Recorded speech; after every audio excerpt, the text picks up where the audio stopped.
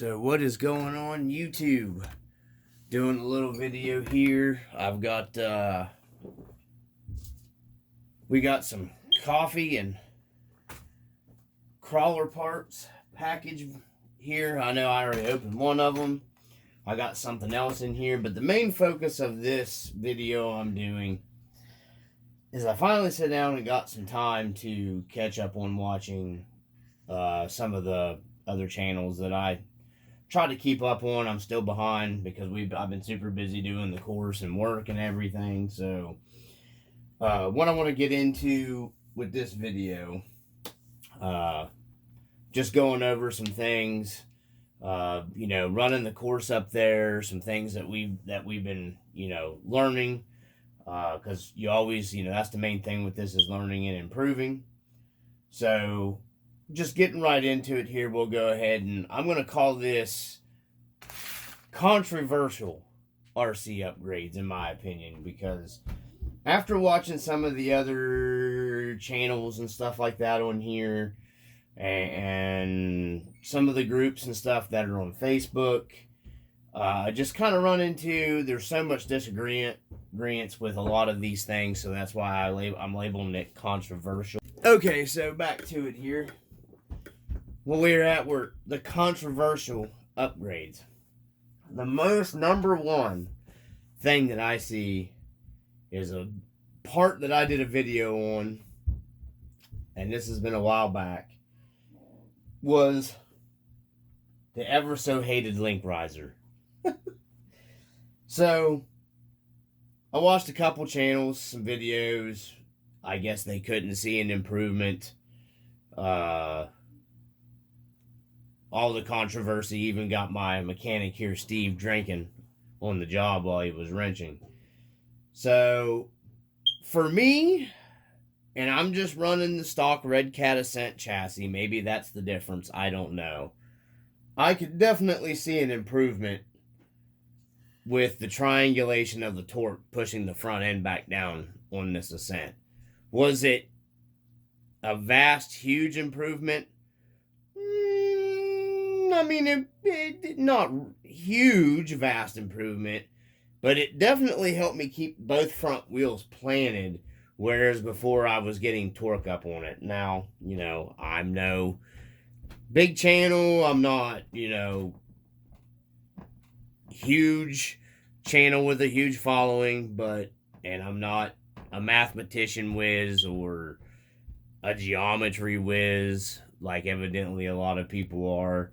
But it's pretty simple to put the upgrade on the truck, run the truck, and to see an improvement right off the bat. And that's what happened when I did it. I didn't change any variables, and that's how I try to do most of my trucks. One upgrade at a time, because if you're just throwing a bunch of parts at stuff, you're just throwing stuff against the wall and seeing what sticks. That's my opinion. So I tried to do a little bit at a time. That's why I didn't do shocks and brass and all of everything at one time.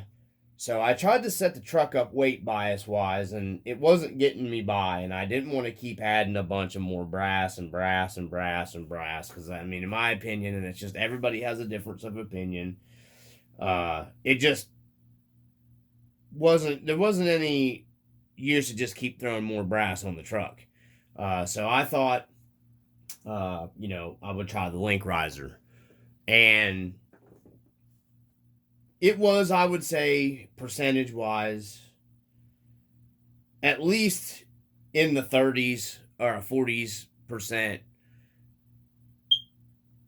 improvement for me on the Ascent. I didn't have, anybody sending me free chassis to test. I didn't have, I kept the Ascent chassis, and I modified the Ascent chassis to make it work without having to spend a bunch of money.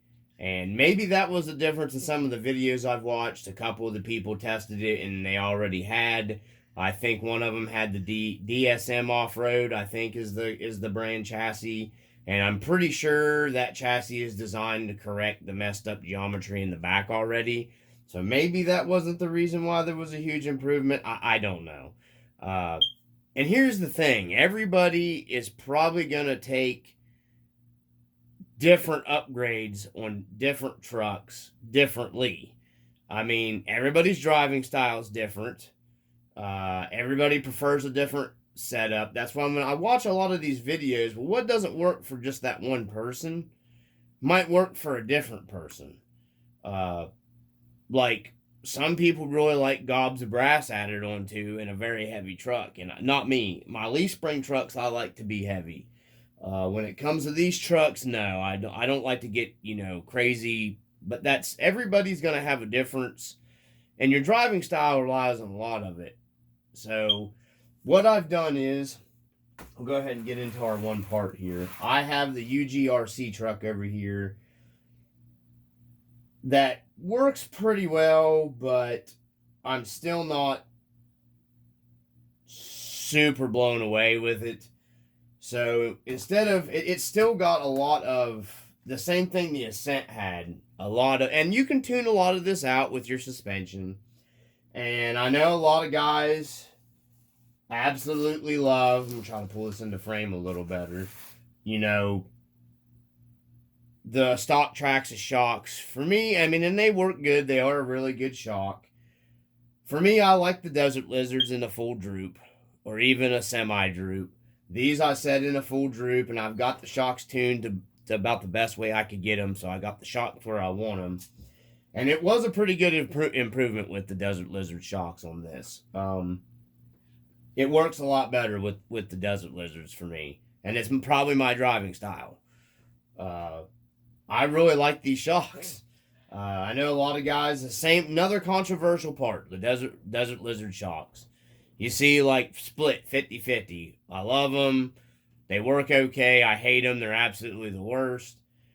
Just because they didn't work for you, it maybe mean that you didn't have them tuned or set up right, or maybe you didn't get them bled right, or, different parts work different ways for different people. There's always a difference of opinion on any of these parts. And that's why I have these setting here. My main focus, though, getting back into the link riser. So the link riser, I'm going to do a running video of this, and I'll show you what I mean. I'm getting too much. When I put the torque down with this on a steep climb, this UGRC, I'm still getting this outside lift. It's still getting that torque twist going through somewhere, and it's letting this outside tire wants to lift too much. I mean, and I got some brass, because this thing isn't overloaded with brass. It don't even have the heavy counterweights on the front like most people run. It just has a little bit. The only brass on this truck, actually, is these outside. These aren't the counterweights, the heavy ones. It's got the outer, the inner, and that's it. It doesn't have the knuckle weights or any of that, or the C-hub weights or any of that. These aren't really weighted that much. It does have the Boca chassis mounted SOA mount on it, servo and axle, but I'm still getting that torque up where I don't like, and I've got the suspension working how I do like the suspension. So without adding brass on the front, more weight, which I picked these up. These are the Hobby Parks, and these Hobby Parks are pretty nice. Because if you look, guys, these actually have a bearing in them instead of a bushing. And I like that. It'll aid with the steering, make it hopefully a little easier steering. Because if you got a bearing in there moving, you're going to have less restriction. So I got the Hobby Parks. If I have to, I'll go to those. But I'm trying to get away from just adding more weight. Because you always got to remember, the more weight you add, you're still dragging that weight up over a climb. So... and then it might throw my descending down with the weight bias to the front. So what I've picked up here, to make a long story short, so I don't bore everybody, I have picked up, and it's the ever so hated They Don't Work link riser for the TRX4 on this UGRC chassis. So what I'm going to do is I'm going to put it all together in the same configuration. I haven't changed anything, how I have it, and we're going to run it, and I'm going to show you in the video what I mean with the torque twist and it wanting to do, I'm a redneck, okay? But I'm not a complete idiot. We goof around and have fun and talk stupid in the video sometimes, but it's just having a good time. I'm smart enough to realize when an upgrade part makes an improvement to a truck. And that's the whole reason to run in the same consecutive area that you're running, when you're making these changes and upgrades. Running the same lines. I know it might get boring over and over, but you're not actually going to see an improvement unless you're running those same lines over and over. So I'm going to see if this link riser, and I got the tall one, and I got it off of eBay, and I'll include a link. I know most people hate link risers and say they don't work. Hey, to each their own. I like them. Like I said, it was a vast improvement on the Red Cat Ascent for me. So we're going to run this as it is, and I'll show you in the video what I'm talking about because I've got spots on the course specifically where I can show you. And we're going to put the link riser on it and see if the link riser is enough to make a difference of taking that out of it, or some out of it, to see if it actually is an improvement. I think it'll actually probably give it some of an improvement. I don't know where it shut off at. So that's going to be the whole goal of this on the channel. And we're going to be running the link riser on it and then running it with the link riser. And I'm going to try to show you guys. And if it don't make an improvement, it don't make an improvement. I will tell you, hey man, it ain't worth it. And I think some chassis might benefit from link risers more than other chassis. But if you just do a simple Google search online and type in, link risers, it basically tells you that they do make a difference. It's as simple as that. I'm not a mathematician. I'm just a dumb redneck that likes to have fun with RCs. But we're going to be doing a link riser on it, and I will include a link to that. And these are specifically for the TRX 4 axles. And if that don't work, I can resort to having to have some brass on the front. It's no big deal. That brass was cheap from Amazon. I'll include a link for it as well because it does have the bearings in them, which is nice. So let's move on to, we started into the Desert Lizards. Like I said, that's kind of another controversial. I see all this stuff. I don't really do the Facebook stuff because then you just see a bunch of guys and they start bickering back and forth. And I don't got time for that shite. I just like reading through some of that stuff and seeing it. Blows me away at some of the stuff I read on some of those groups, man. Holy wow. You really can get these shocks to work if you set them up properly. I prefer these shocks over most. I don't like them in a sprung setup. If I was going to run a sprung setup, and yes, my smoke alarm is beeping, it needs a battery in it. You guys don't have to comment in the comments down below. I do know the battery's dead. So back to the shocks. If I was going to run a sprung setup, I would just keep the Traxxas shocks. But being, I like the droop. I like the full droop setup, so that's why I like the Desert Lizards. So next into, and once again, Desert Lizard shocks, guys, I don't understand why people can't get them to work. Maybe with a super light truck they don't work as well, but definitely with a 6 to 7 pound truck, they're going to work good.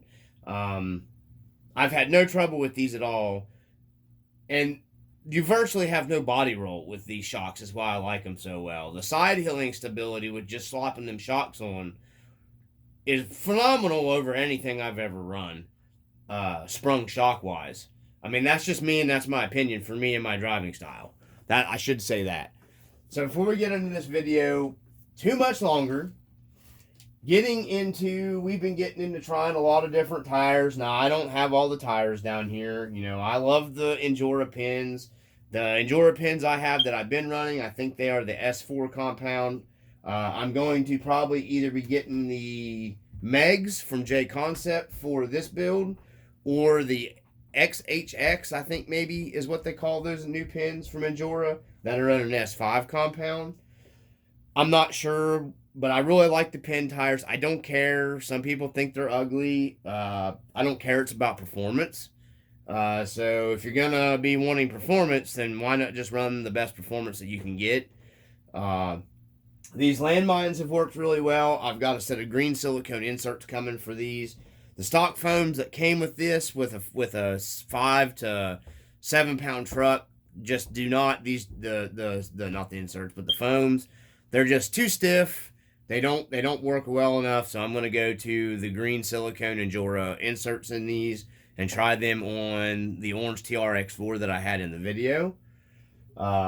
These blues, for me, they work. They're still breaking in the Proline crawlers, but the green Injora silicones also worked better in these for me. I thought about going in here and siping some of the webs out of these to soften them up a little bit, and I may do that. I don't know, but I ordered a set of greens, and we're going to try them in the landmines and run them on there, the Jane, because I like the landmine tires. I really, they will work just as well as a Hyrax with the right insert or foam combo. So for me, now getting into that's where I want to go with this. Tires are going to work different for everybody. You read those posts where they ask, what do you recommend for tires? Well, you'd probably be better to go to like one of your local places where they do events and they have maybe comps or something if you're looking for like all out performance, and see what they're running, because in your everything different, rock, different terrain, wood, everything reacts different on. We've had tires hook on wood, we've had tires only hook on rock. I don't have my Rock Beast sitting here. The Rock Beast work really well on rock. Go figure, Rock Beast tire. The landmines seem to get a hold of everything. The crawlers, I really love the crawlers, guys. That has been one of my number one tires. The crawlers, the Hyrax, the pin tires from Injora.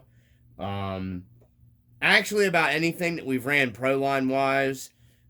In my opinion, I've been running a set of Predator compound Hyrax forever, and guys always say buy G8, buy G8, buy G8. I would skip the G8 myself and just run straight into the Predator compound. That's just me. I haven't wore out the Predator compound Hyrax yet. I thought they had wore out on me at one time, but cleaning them and scrubbing them with some Simple Green and putting them back on, and they've now tons of runtime on those, and they're biting and hooking and pulling fine. So that's another thing. Cleaning the rock dust and stuff out of your tires with some Simple Green after you run them for a while will keep them working, I've noticed, a lot better. The rock dust, and especially we have clay dust here, it gets embedded in the tire. It makes the tire slick. My Rock Beast started working a lot better after scrubbing them up with some Simple Green. Just Simple Green and washing them real good and then putting them back together. So, yeah. So tires is just, like I said, another one of those things that I've ran into. I see like, well, that tire, maybe in your area and what you're running on, that tire doesn't work good. So just because that tire didn't work good for you, I was never, like I said, the Rock Beast, and I've noticed I like the 1.9 Rock Beast a lot better than my smaller 3.85s that I have on my Marlin. I don't know if it's because the tread patterns opened up more. I don't know. But I do like the 1.9 Rock Beast a little better than, say, the Rock Beast on the smaller scale, my scale trucks. So I just wanted to kind of go over some of that stuff with you guys. Like I said, I'm no super genius. I don't run a bunch of comp events. Years ago, I used to go to some events and run some stuff.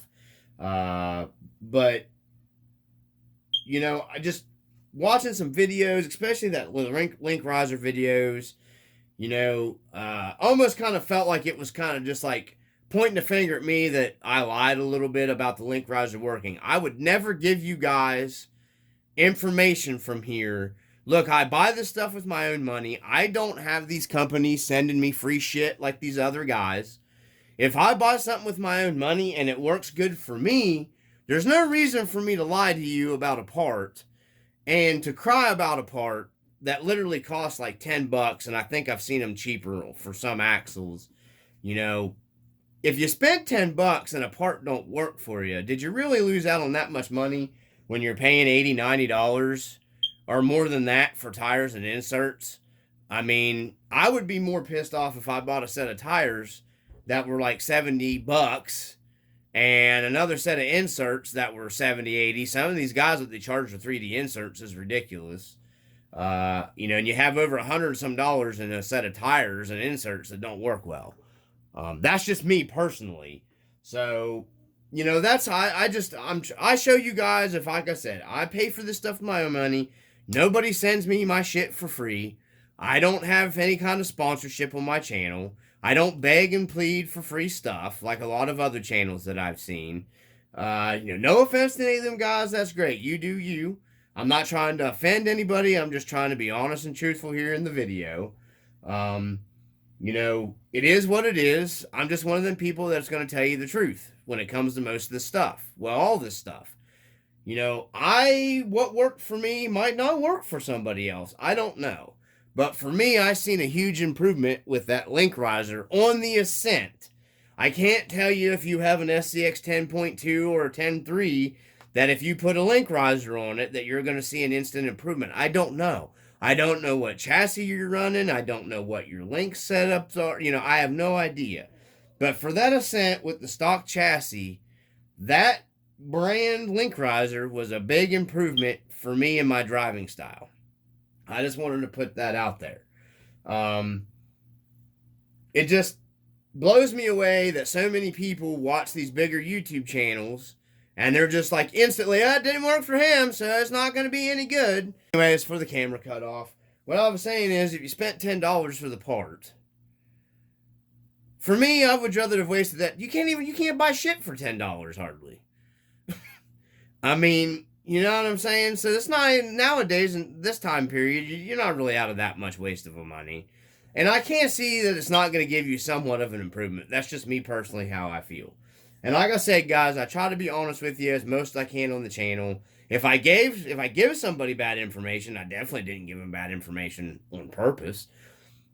My thing is when you're watching any content, you got to kind of research a little further than just watching one channel or watching one video and being, oh, it worked. You know what I'm saying? You just don't just, like they're RC gods, because that's what I see. A lot of people kind of interpret a lot. And I'm not saying that they're giving you bad info. If something didn't work for them, then they're probably giving you information that didn't work for them. But, just because it didn't work for somebody, one person, doesn't mean it doesn't work for another. I just want to kind of put it all out on the table for you guys. Like I said, if I buy a part, I paid with it for my own money. I didn't get it given to me for free. Nobody ships me stuff. So if I'm out of money buying it, I'm going to tell you, hey man, it didn't work. It didn't work for me. You might want to really second think about buying that part. And it goes the same way with tires for me. Personally, myself, when it comes to the tires, what has worked best for me is like the Endura pins. Same way with these inserts. I really like these silicone Endura inserts. I'm sure there's people out there that didn't like them. So I wouldn't necessarily say, hey man, go out, you know what I mean? They probably wouldn't say, hey, well, I don't agree with you. Well, you probably wouldn't agree with me if they didn't work well for you. But you got to look in the whole aspect of everything and how you had that rig set up, and maybe it was your type of driving. So I love the YZZR inserts that I have here. I have noticed a little faster breakdown with the 3D printed inserts versus what I've ran on some of my older, Endura silicones. They haven't started breaking down or ripping or tearing. I haven't had any problems with them falling apart. Now, the YZZR inserts, I have noticed they're starting to experience a little breakdown, some separation on the print, But that's going to be, abusing a 3D printed part. I don't know what he uses to print them with. I don't have a printer, so I can't comment a bunch on that. All I know is what I've experienced with the YZZR inserts. They do start to break down over time. I have about the same amount of runtime on some of the silicone inserts. I had a set of greens that I traded to my buddy that had tons and tons and tons and tons of use on. The same amount that's on the YZZR inserts for me. And they hadn't had any breakdown. And they worked just as well as the YZZR inserts did in this rig. I ran them both on my daughter's Gen 8. It's a little heavier of a truck. And the green inserts work just as well for me, with no shims or anything, just putting the inserts in the tire. But that's what worked for me. So I just wanted to put that out there. You guys are watching the channel. If I have a part and it works for me, I'm going to tell you it works. If it don't work for me, I'm going to tell you, hey man, that part didn't work so well. So I just wanted to kind of revisit all that stuff. you know, after kind of catching up on some channels and stuff like that, Little Dungeon Master's down here with me. If you landed here to the end of the video of me going into my little bit of a spiel, we're going to have a box opening coming soon to the channel. Little Dungeon Master is going to help me open it. It's going to be her and my new trail rig that we picked up. We're going to have that unboxing coming pretty soon. I picked up some new subs to the channel. I have built onto the crawler course again since I've even ran the last videos with my buddies up there. So I just wanted to kind of put this whole everything out here, guys. I had to make sure we're still recording. And, you know, if you guys have any comments, comment down below. That's fine, comment. I do these videos with you guys. We can have a conversation. As long as it's not, you know, somebody having debaggery in the comment section. You don't have to be that way. Everybody can converse with one another, you know, in a pleasant way. Comment down below. You know, you guys can comment what tires work for you. If I don't care. If the inserts didn't work for you, that's great. But they work for me. You know, drop comments down below. Try to get the channel going a little bit more. I'm just sharing with you my thoughts and feelings on the stuff that I have done. Yeah, it's still recording? All right. Little Dungeon Master's keeping an eye on the camera back here because my phone shuts off after so long. So that's what the landmines and the crawlers and the Hyrax and the Injora pins is what I found that have been worked the best for me so far. So before we get this video any longer, guys, I'm going to shut it off. If you guys have, like I said, questions, comments down below. I appreciate everybody that's still watching. A shout out to Neo RC. A shout out to Sir Chirps a lot here on YouTube. I'm trying to get back on the mash again with the shock towers. I'm trying to get some scale content going again. I haven't quit doing the scale stuff. I just haven't had time. So for everybody that's watching still, I super appreciate you guys and everybody, the new subs. Thank you for subbing up. And I'm glad to have you guys on board. Comment down below, like and subscribe. Little Dungeon Master says, bye. Bye. Peace out.